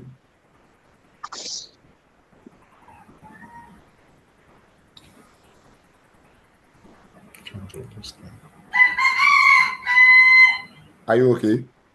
Yes, sir. Can we move? Yeah. Can we move? Yes. Yes. Okay. Now let's look at question 3. Preparation of single entity financial statement. So you see, the exams they are examining you is it's a structure. They want to first make sure that you understand the accounting standards and you can use it to prepare financial statements. You can interpret the financial statement and you can consolidate 2 financial statements. Are you getting the point? Yeah. That's the whole financial reporting. The whole financial reporting is first to make sure you understand accounting standards. Can you use it to prepare financial statements? Can you interpret the financial statement? And if you have two financial statements, can you consolidate them? So preparation of single entity financial statement.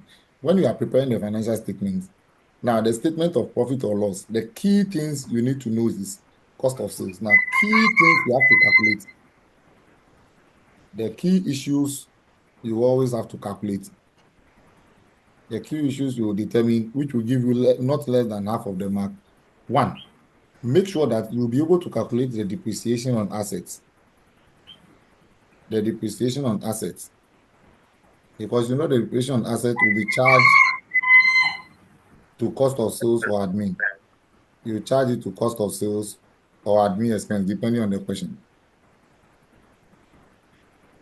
If you calculate the depreciation, you charge it to admin expense or cost of sales. This is what I mean. You will do a working. You title it depreciation. Take all the assets one after the other, assuming they have maybe motor vehicle. You just say motor vehicle.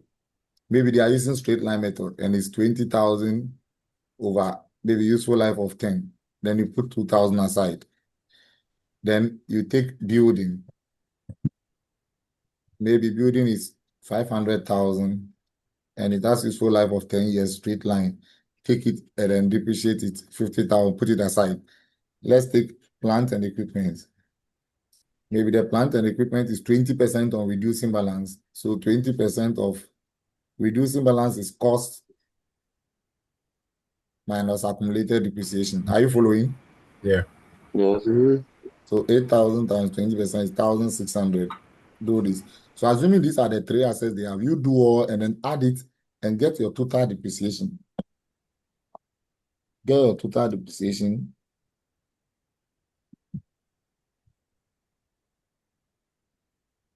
$53,600. Get your total depreciation. This total depreciation, you go and charge it to cost of sales or admin expense. That's one thing you should note. Then you should also note this. Now, dividends paid. You should know that dividend paid should be deducted from retained earnings. You know, dividend paid, you deduct it from retained earnings. You have to deduct it from retained earnings in the statement of changes in equity. In the statement of changes in equity. This is how dividend is treated. You know, dividends is deducted from retained earnings in the statement of changes in equity. But most often, what some accountants do is that they mistakenly treat dividend as an expense. So they've been adding it to administrative expense. So you have to watch out. Watch out for dividends wrongly. Watch out for dividends wrongly charged as an expense. So if they've charged dividend as an expense, what is it? Is that clear? Reverse the dividend from the expense. You have to reverse the dividend from the expense. So if they've charged it as administrative expense, it means you have to deduct it from the administrative expense. If they charge it as a distribution expense, you have to reverse it from there. Know this. Then once you've noted this, you should also note, once you've noted it, the next thing you should note is once you've treated the finance cost, you should note the components of finance cost. Components of finance cost. Now, company's finance cost is interest. It can come from so many sources. One, it can have interest on loan. If the company has taken any loan, interest on the loan, it is finance cost. It can also have any interest on overdraft. You know, when you take overdraft, they charge you interest on it. So if he has taken any overdraft and they charge him interest, that is also finance cost. Now, preference shares, we have two types. The redeemable one, let me do that here. Please pause here and watch this. Pause here and watch this. Preference shares. Preference shares. Now note this. Preference shares, two major types. If we have redeemable preference shares, redeemable and then irredeemable. Now, redeemable means that it can be called back. Are you getting it? Are you getting it? Once they say redeemable, it means it can be called back. Do you agree? Hello? Yes. Back. I'm saying that once they tell you the preference shares is redeemable, it means they can call it back. So the question is, if I've given you money, that use this money to work every year, pay me interest, but after some number of years, I can call back the capital. Is it not a loan? Yeah, it's more of loan. It's more of a loan. So this one, it acts like a loan. So the substance is similar to a loan. Yeah. It's similar to a loan. So because it is similar to a loan, the redeemable preference dividend will become interest. Are you getting it? Since Yes. it's like a loan, then the Yeah, redeemable like a loan. preference dividend. The So the interest will come. redeemable preference dividend is interest. Now you have understood that it acts like a loan. So if it acts like a loan, then the preference dividend on it is interest. So you can classify it as finance cost. So it's a redeemable preference dividend. Redeemable preference dividend. If the preference shares is redeemable, then the dividend on it is finance cost. But if it is irredeemable, then it means that it cannot be called back. Are you getting it? Mm, So if somebody has given you money, work with it every year, pay him interest, but he can't call the money back. Do you see that it's just like ordinary shares? yeah, Yeah. it's like the same So, investment. so the substance is similar. The substance is similar to what? Ordinary shares. So since it is similar to ordinary shares, any dividend on it will be real dividend. Are you getting it? Yeah. Yeah. So the irredeemable preference dividend is treated as real dividend, is treated as real dividend, and is deducted from retained earnings, like I taught you previously. Are you getting it? Yeah. Yeah. And is deducted from retained earnings. So that's what you must know. Anytime there is preference shares, ask yourself that, is it redeemable or irredeemable? If it is redeemable, it means it can be called back. So any interest on it, you treat it as finance cost. But if it is irredeemable, it means it cannot be called back. So any interest on it, you treat it as dividend. Are you getting the point? Yeah. Yes, sir. Then borrowing cost, that has been expense. Borrowing cost, that has been expense. You know, IAS 23 borrowing cost. If you borrow money to build a qualifying asset, the interest on it, you have to capitalize it. That part of the interest which does not qualify to be capitalized, you need to expense it. So it becomes finance cost. Exactly. Have you learned something on IAS 23 borrowing cost? Yes. By Yes. now, by now you should have done that. So do you remember that borrowing cost? The conditions for capitalizing is that one, when activities necessary to begin the asset has started. Number two, when Yes, sir. borrowing cost is incurred. And then number three, when expenditure is incurred. You remember those things? Yes, Yeah. sir. Now, where you have to capitalize the borrowing cost, that one you are adding it to the cost of the asset.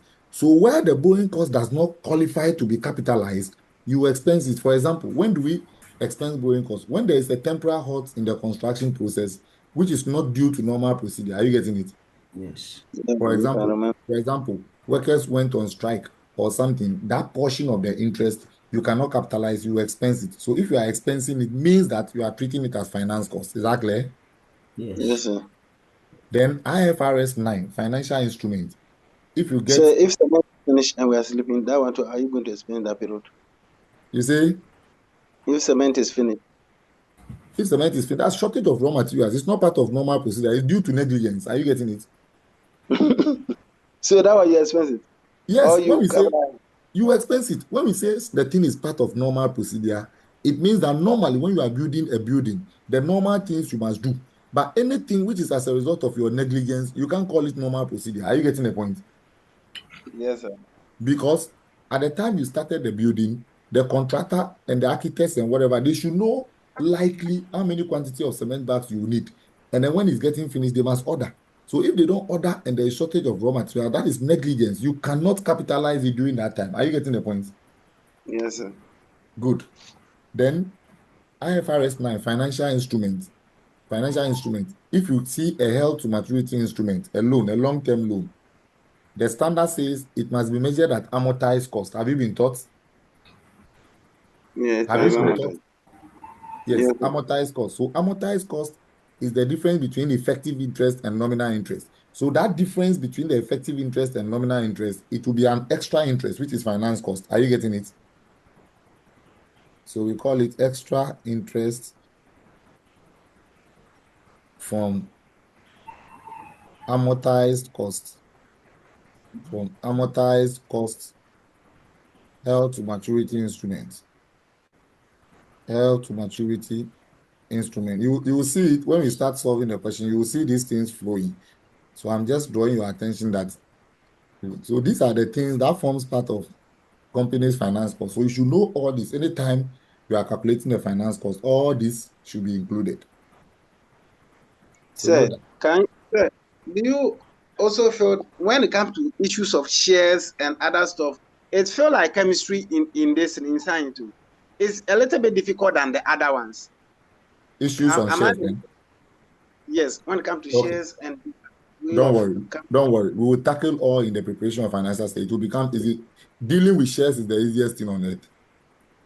Dealing with wow. shares. I know students don't like shares. Anything that have to do with shares, students don't like it. But you know the secret. Let me tell you, if you want to be a super good accounting student, where people run away from, the areas that people run away from, that is where you must learn very well and know how to handle it. So that is what to create a difference between you and an ordinary accountant. Because the point is, if you go for interview and they are looking for a chartered accountant, and you go and all those there are chartered accountants. Now the question is, what will differentiate between you and then the other people who have come? Are you getting the point? Yes, sir. What is it that would differentiate? And even the exams, all students have gone to classes and they are all going to write the paper. But the question is, what is it that would differentiate between you who pass the paper very well and an ordinary student who is also writing to fail? What would distinguish between you?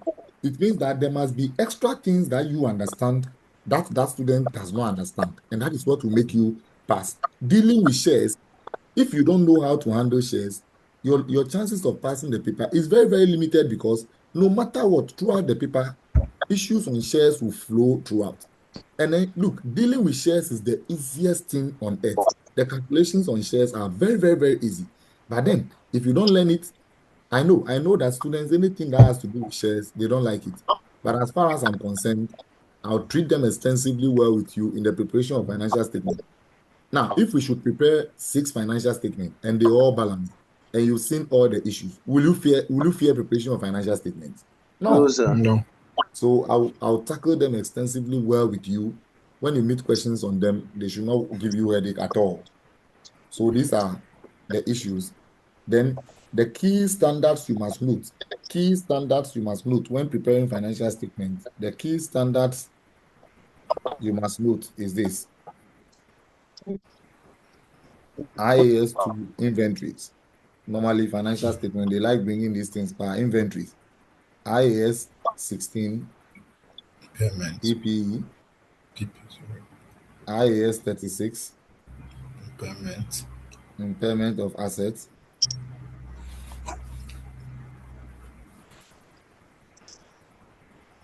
IAS 12, income Income tax. tax.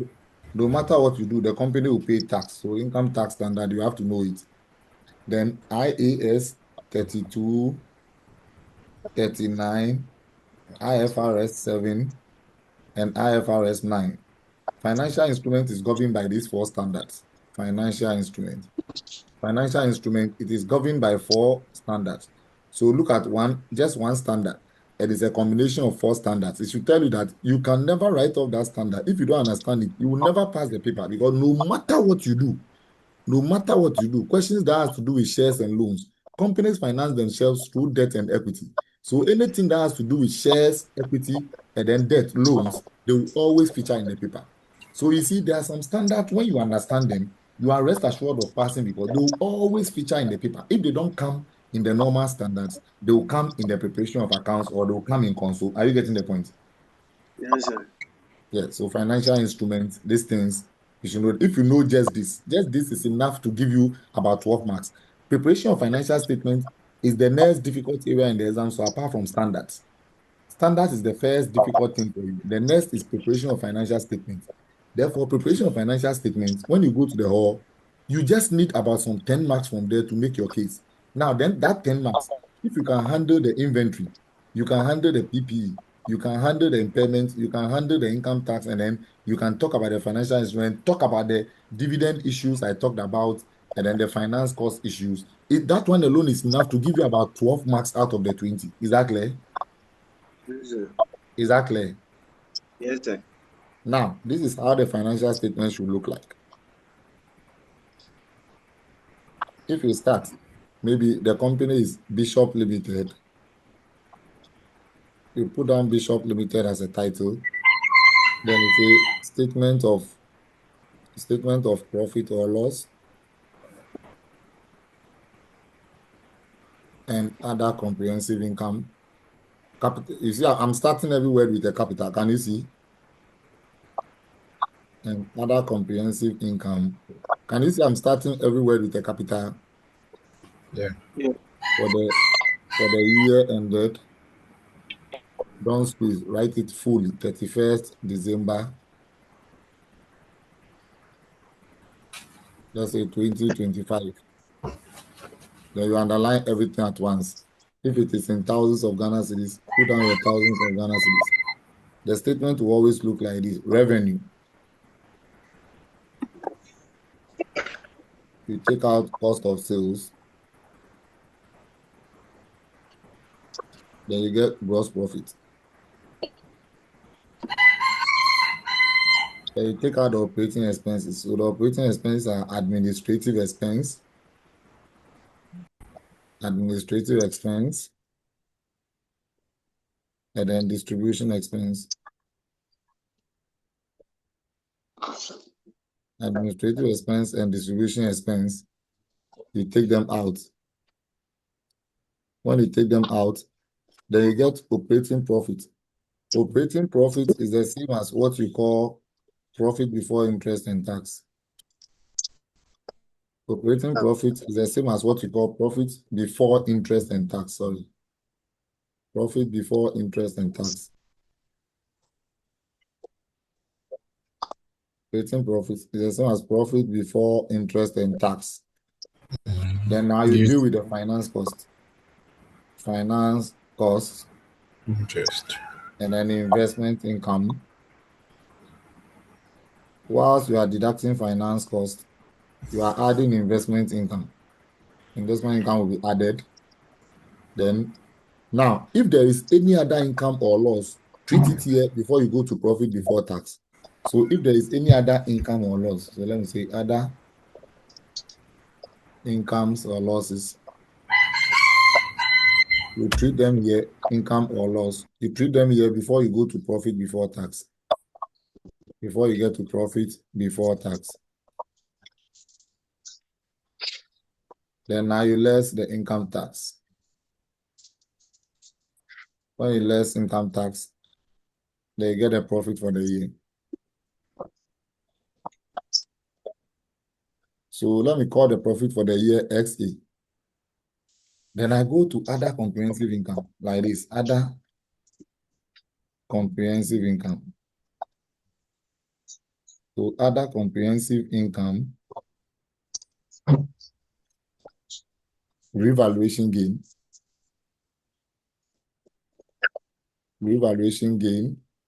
you add it.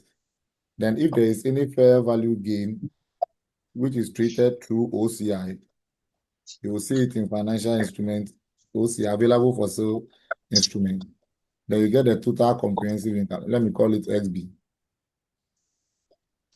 Total comprehensive income. Let me call this XC and then this one XD for a reason. Now, when I finish the P&L, I'll transfer the results into a statement of changes in equity. And that goes like this. Bishop Limited,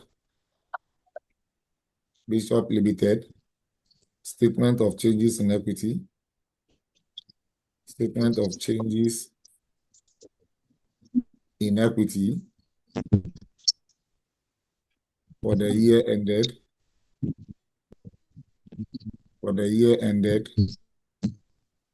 31st December 2025. You list all the equity items. The equity items are share capital. Now, what this particular statement very well, a lot of people are not able to prepare it. Share capital. Then you have retained earnings. Then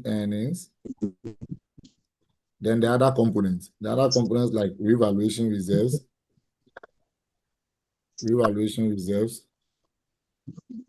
Then other reserves or general reserves.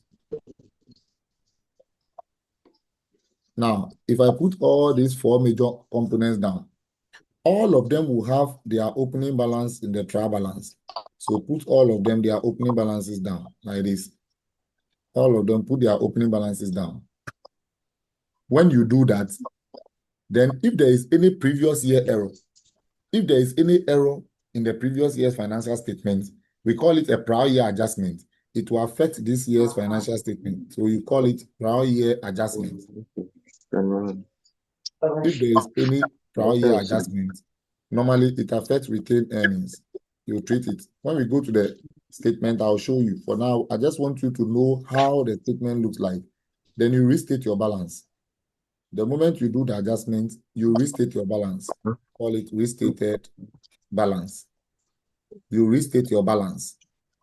Now, when you restate your balance, then you add the results you got for the year. The results you got for the year, you add it. So for the year, this is what you got. Profit for the year. Hello? Hello. Are you with me? My people, are you with me? Yes, So sir. we are Yes, sir. We are following Yes, we are with you. Now, this place. We need to follow King. We need to listen. So that's what we yes. also require. Now, the results for the year, this is what will happen. The profit for the year. Look at this. Profit for the year. In your view, which account should we put the profit in? Which of these four accounts should we put the profit in? So retain earnings. I just taught you console, so I expect you to answer. You put the profit in retained earnings. Then the things under the other comprehensive income, revaluation gain. In your view, which account should we put the revaluation gain in? In your view, which account should we put the revaluation gain in? Common sense. Common sense. Revaluation reserves. Now, these two things here, we call them reserves. They are all reserves. So if they are reserves and the revaluation gain has gone to revaluation reserves, the fair value gain, where do you think it should go? Other reserves. Where do you think it should go? Other reserves. Common sense. Common sense. You see the point? That is why they call you a CA student. When they say you are a chartered accountant, they are expecting that you have a high level of knowledge. So your IQ must be very, very, very sharp. And this is why I have problem with students who say, me, I'm not so good in calculation. You are joking. You are not so good in calculation. You want to become an accountant. You will end up in Insawam. You will end up in Insawam. To be an accountant, when they say you are a chartered accountant, people will start looking at you with another eye because they are expecting you to have high level knowledge in calculations. So your IQ must be very, very, very smart. These two things are called reserves. Therefore, if you put the revaluation gain in the revaluation reserves, then the fair value gain will also go towards other reserves. When you do that, then you close it and restate your balance again. So you close all like this. Close all under it. You strike it and then you call it restated balance. Strike it and call it restated balance again. So you get your restated balance again. Even no, let's not strike it first. There can be other issues like issue of shares, because my brother talked about shares. We can issue of shares. Let's assume there was an issue of shares. Issue of shares. Which account do you think the issue of shares should affect? If there is an issue of shares, where should it affect? Share capital. It will affect the share capital. Are you getting it? Yes, sir. Share capital. Yes. Now, if there is what we call Yes. transfer to retain earnings, we are transferring from reserves to retain earnings.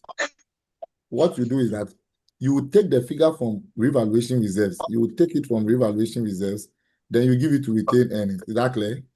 Yes, sir. Is that clear? If Yeah. there is a Yes. transfer, you will take the figure from revaluation reserves, then you give it to retain earnings. That is when there is a revaluation of assets. So you take the figure from revaluation reserves and give it to retain earnings. Then you restate your balance. So when you do all that, then you restate your balance. Call it restated balance again. Call it restated balance again. Then now you pay your dividends. Dividends will be paid out of what? Retained earnings. Is that clear? Yes, sir. Retain earnings. Then you now Yes. close it. So let me call this XE, XF, XG, and then XH. These are your results. Now, these results, it is these results you send to the statement of financial position like this. When I go there and I say Bishop Limited, statement of financial position, statement of financial position as at 31st December 2025. Then this is what happens. If the statement is in thousands of Ghana cedis, put it there. Now, non-current asset.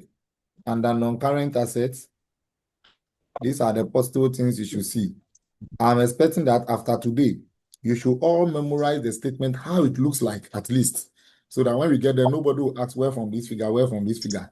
Non-current asset, if there is any intangible asset, you will recognize that one first. Before the tangible ones, property, plant, and equipment.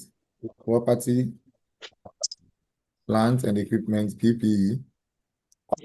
After working your PPE, you put it there. Then if there is any investment, short-term investment, like available for sale investment,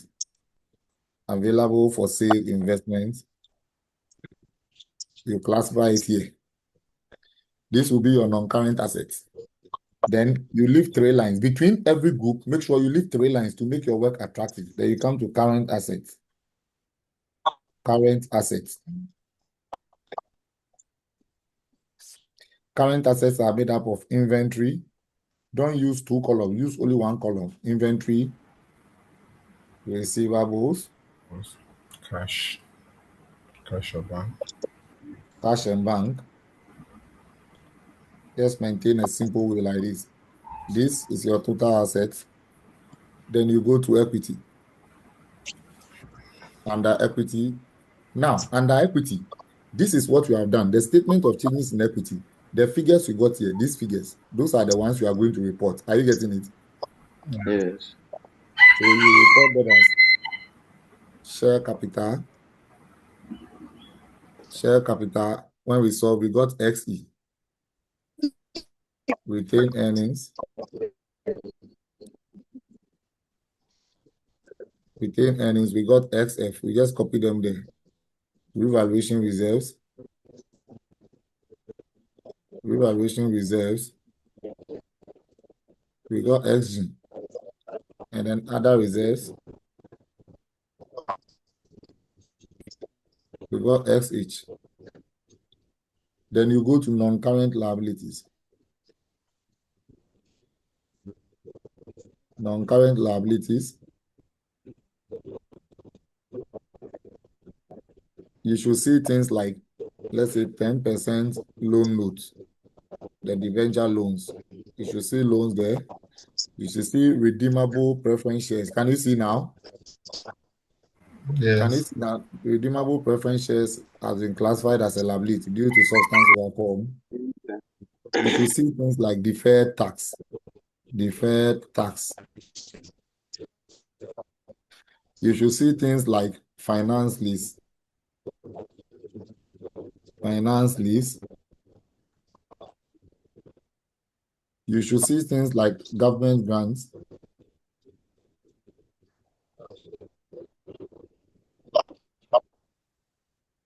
Then you go to current liabilities. You leave 3 lines and go to current liabilities. Current liabilities. Under current liabilities, you should see things like payables. You should see things like payables. You should see things like provisions. Finance lease, there is another one in current. Finance lease, there is another one in current liabilities. Government grant too, there is one in current liabilities. Government grants, there is one in, we'll see all that. You see, so now income tax, the current year estimate is also there. When you do all this, then you get your total equity and liabilities. So you call this total equity and liabilities. Total equity and liabilities. Then you call this total assets. Then you call this total assets. So I just want you to know how the financial statements look like. How the financial statements look like. Just study it and know the components that fall under every group. Here you can even have overdraft. You can even have overdraft here. Overdraft as a current liability. Overdraft also here. So I want you to see how it is done. Just know how the financial statement is done. Then in our next meeting, we'll start practicing them. So it's 6 o'clock. Let me go to the first page for you to take your screenshots. Please take your screenshot from here so that we can close. Take your screenshot from here so that we can close. Okay, it's taken. Next page. Have you taken this? Yes, please. Take this one too. Take this one. Take this one too. Have you taken it? Okay. Yes, please. Take this one too. Have you taken it? Yes, sir. Take this one too. Have you taken it? Yes, sir. And take the last one. Now, if you watch the trend, you will see that the questions that were examined in the two previous syllables, the one from 2016, that's what ICA is. That is what ICA is actually repeating for you now. So when you go, get all these questions. From next week, we'll solve them. May 2016, November 2016. We are going back to the previous syllables. They are repeating them. So May 2017, November 2017, May 2018. So for the previous levels, let's take care of this. Then we come to the new syllables, November 2019, May 2020, November 2020, May 2021, November 2021. So get all these questions. We'll tackle all of them to strengthen your preparation of financial statement. Get all this. We'll tackle them. So every day we tackle 2. Every day, every meeting we'll tackle 2. Every meeting we tackle 2. So by the time we meet for 3 weeks, 2 weeks, by the end of January to first week in February, we might have cleared this. Then we come to interpretation. I'm sure if I master you your console in the rush hour, I'm sure if I master you your console, 20 marks. And I master you your preparation of financial statement, 20 marks. And I master you your interpretation, 20 marks, these three. Then I master you some key standards, which will be worth about 10 marks. I'm sure when I master you these things, inshallah, all of you should be able to get a 50 plus. All of you should be able to get a 50 plus. So in the rush hour, I'll master you console, I'll master you preparation of financial statement, I'll master you interpretation. Then there are some key standards. The standards I'll master you are these. IAS 12, the ones you don't like, IAS 12, income tax. The standards that the students run away from, IAS 33, earnings per share, IFRS 16, leases, then IAS 32, 39, IFRS 9, and then IFRS 7, Financial financial instrument. instruments. I'll master you these standards, financial instruments. Now, I'm sure when I master you these standards, these ones alone, every day, two of them will come, like I've taught you. Once you know this, the asset standards, IAS 36 impairment, I'll master you this. IAS 36 impairment, IAS 20 government grants,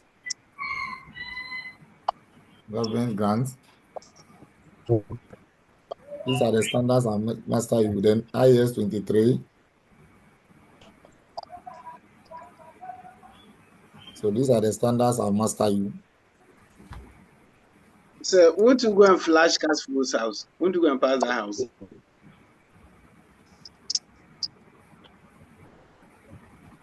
Are you talking to me? Yes. Yes. I'm What? saying, cash, won't you flash there too? Where? Cash flow.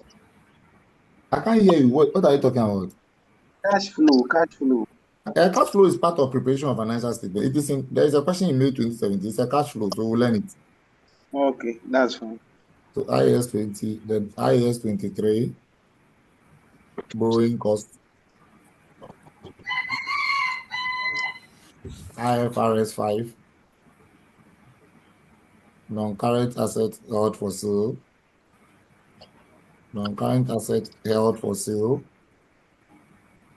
and discontinued operations. These are the standards I'll master you. So I have compiled past questions on all these. I'll send it to you in advance. When I send it to you in advance, when we get to standards, we'll take some 2 to 3 meetings to solve all these standards. I'm sure, look, Nipa Beyebe, I'm sure if I've mastered you console, I've mastered you your preparation of financial statement and cash flow, and I've mastered you interpretations, and I've mastered you these standards. Last minute before the paper, we discuss ethics. If we have done all this, trust me, you will come out with good news so that I'll also be happy. And so this is that. So your friends, the rest of your friends who are not joining the rush hour, tell them that they are doing themselves a great disservice.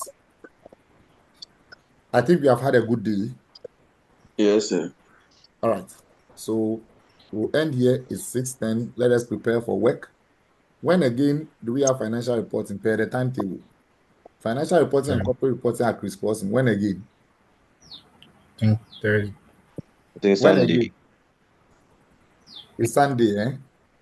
Yes, Sunday. So I'll give the Sunday to the corporate reporting people. So that next week again, Monday, by this time, we'll start preparation of financial statement. That gives you ample time to revise your console very well. So next week, by this time, we'll start the preparation of financial statement. Next week, we'll tackle the first 2 questions, May 2016 and November 2016, these 2. So make sure you finish yourself with these 2 questions ahead of next week. Okay. So we'll meet again. Those who are doing management accounting, we'll meet again tomorrow. You'll hear from me before close of today. Let us take on gradually, and I'm sure our journey towards the end will be brighter and better. Till then, may the good Lord be with us all. God bless you.